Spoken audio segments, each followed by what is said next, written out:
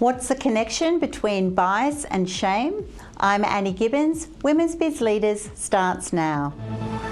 Women's Biz Leaders, presented by Women's Biz Global, where each episode we dive into the journeys and successes of remarkable women in business.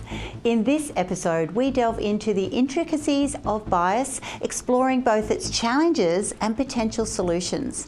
And joining me now is Bronwyn Williams, a distinguished author and esteemed keynote speaker. Welcome to the program, Bronwyn. Thanks, Annie. It's great to be here. It's wonderful to have you on the show, and I'm really looking forward to this conversation about bias because it's one of those areas that we all know we have. We don't ever talk about it, and so I'd love you to share with us now, how does bias and shame intersect and influence us in so many areas of our life? That's a wonderful, wonderful question.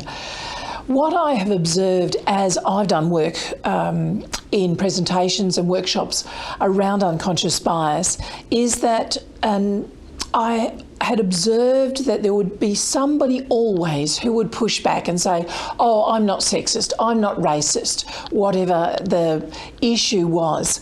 And I started to reflect on, well, why do people get defensive around looking at their biases? And I realised that most of us get defensive because a sore point has been touched. And it's generally this sense of shame, oh, that maybe that's right about me, but I don't want it to be right about me.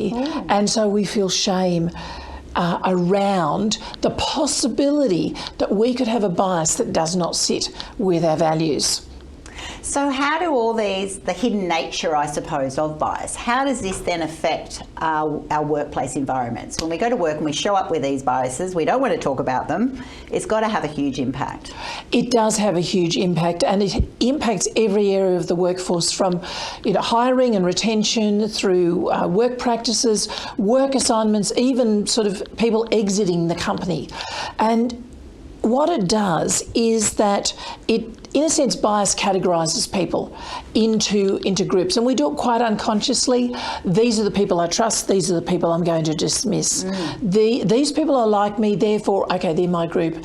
And, things like gossip, because what gossip does is it isolates people. Takes a little tiny bit of truth, blows it out of proportion, but the whole idea behind bias is to isolate. And that's what bias does, is it says that person, that idea, that group, they don't belong with us. And I'll isolate that person, I'll say a few things about them. Oh, nasty and intriguing. Now, you also have a phrase, talk about superheroes in disguise. What does that mean in the context of bias and shame? Yeah.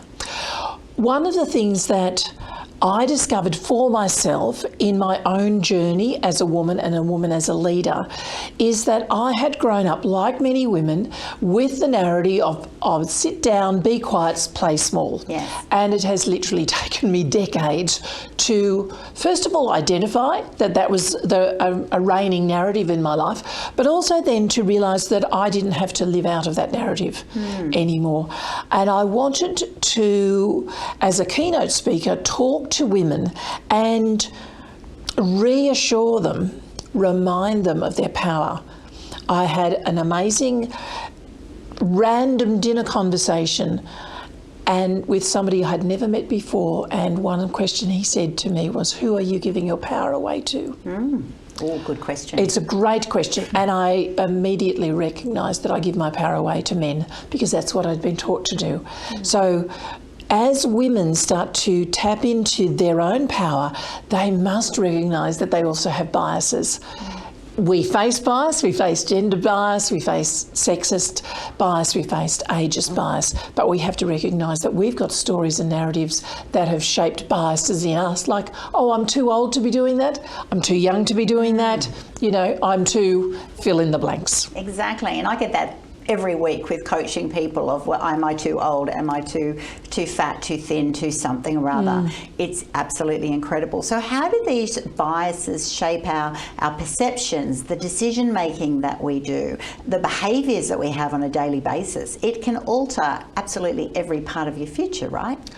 It does, and the thing is, it's quite insidious because it's it's unconscious. But I think the first step is awareness. Just be aware that you could possibly have some biases. That's a start. Daniel Kahneman wrote an amazing book called Thinking, Fast and Slow, where he saw that human beings think in what he called two systems. System one was the fast thinking, and that's where we make snap judgments about people. And then system two was the slow thinking, where you take a step back, you're reflective, you respond rather than react. Now, biases sit in that first system. And our biases formed when we're children, from the stories that we're told by our parents, you know, the input from the media, from schools, our sporting club, all around who to trust, who to dismiss, who to respect, what's safe, what's not. And a lot of our biases form out of purely like good intentions to keep us safe.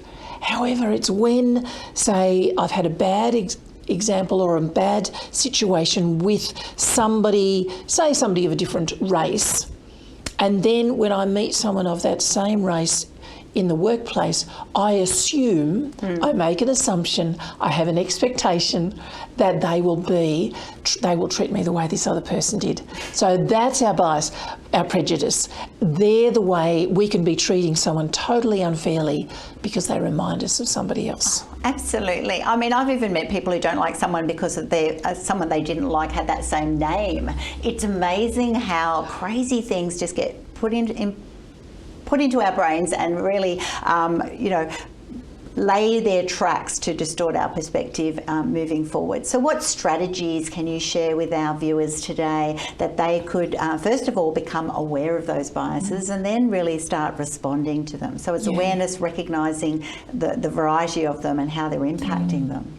I'll tell you a little story. I first became aware of my own biases. I didn't even know what that word meant, apart from sewing, you know, where you cut cloth on the bias. I was part of the Salvation Army team that went to Nauru when the offshore processing for asylum seekers reopened, and it was as a white Australian who'd grown up in largely white Australia. Everybody looked like me, thought like me, sounded like me, and here I was in a Pacific Island culture working with people from a variety of different nationalities. And the first thing that I noticed was my body. Stomachs churning, shoulders were tension. And it took me a while, but I realised that my body was actually telling me I was afraid. And I'm thinking, well, why am I afraid?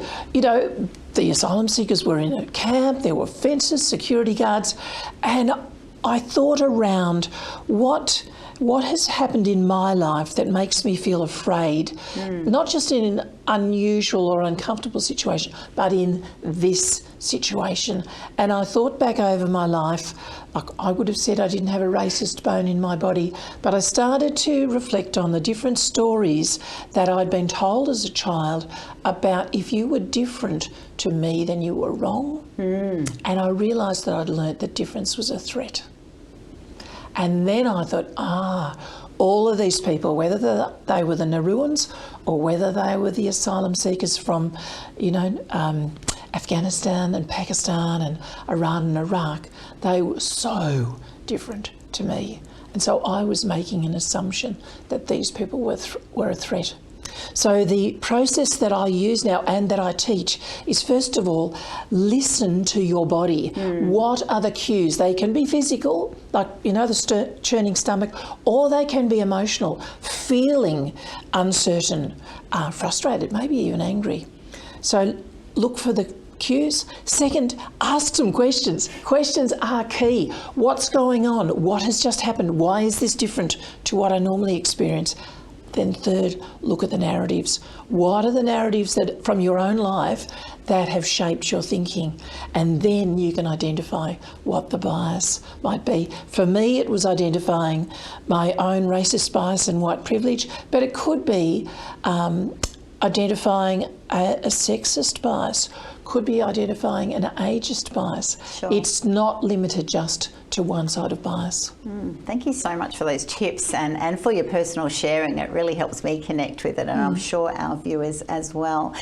what research and education is going into this space, because it's absolutely huge, and it's modelling society the way it is, and it has the potential to actually change the way we operate moving forward in a more mature, inclusive way. Yeah, and I love that idea of maturity, because we are evolving. You know, as a child, I wouldn't have talked about these sorts of things, didn't even know what the words were. So I'm currently undertaking PhD research into the intersection of bias and shame, because there's been a lot of contemporary literature around bias, and there's a lot around shame, and there's some ancient literature, which is some of what I'll be looking at, the works of Augustine of Hippo, who's an ancient philosopher from the 4th century, and looking at what's happening with the contemporary literature around bias, what's happening around the literature around shame. And I've uncovered 2 writers already, Jessica Nordell in her book The End of Bias, where she talks about the term white fragility, where white people get, very defensive around anything to do with racism. And she says actually white fragility is an immature response to shame, the horror of actually thinking I'm racist. And then the other was an African-American theologian, Willie James Jennings, in his book Christian Imagination, Theology and the Origins of Race. Fascinating book. But he talks about the shame that is concealed inside the concept of whiteness. And here were 2 writers, 2 very different writers, who could see this link that I'd observed, and I'm thinking, okay, let's see if we can delve deeper. Oh, I can't wait to see what comes out of your PhD research, and congratulations to you for being able to do that. I'll finish with one very quick final question then. Is this shame different from different cultures? We have this as white Australians, but do people from all cultures have that same shame link, or is it unique to Australians? No, I don't believe it's unique to Australians. Bias is a human issue. Every human being on the planet has biases. It's just part of how we think. And I believe, given that shame is an emotion, generally we see it as an emotion, that everybody feels shame as well. So I believe this is a human issue. We can look at this from a global perspective as well. So yeah, it's about being human and understanding ourselves better. Yeah, and it's about just being open and having a pause and reflect about all aspects of our life and how we operate the way we do. And I suppose moving forward, it's even for me today, to go out into the world and think, when I go to respond to something, I think about it, I go, is it because of a predisformed bias in a certain area, or is it an area, and I've actually really considered my own thoughts. I think we can chat all day about that. Yes. But I hope you, our listeners, our viewers, have really enjoyed this session. I think it's a really great topic because it affects all areas of our leadership, and that's what Women's Biz Leaders is all about, actually looking at different aspects from all of our guests week after week to actually find out how certain areas affect the success we have in our businesses and the way we go about life. So thank you so much for joining us today, and thank you very much for joining us. You're watching Ticker. We'll have more in just a few minutes.